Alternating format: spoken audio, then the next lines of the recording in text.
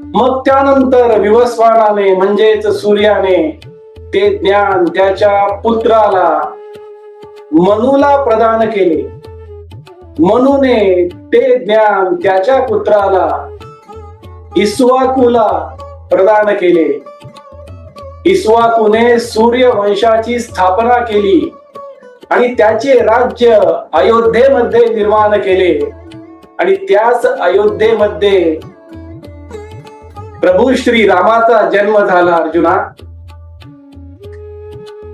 ही गुरुशिष्य परंपरा जी चालत येत होती त्यामधील ज्ञानाचे संपूर्ण आचरण प्रभू श्री रामाने त्या युगामध्ये करून दाखवले.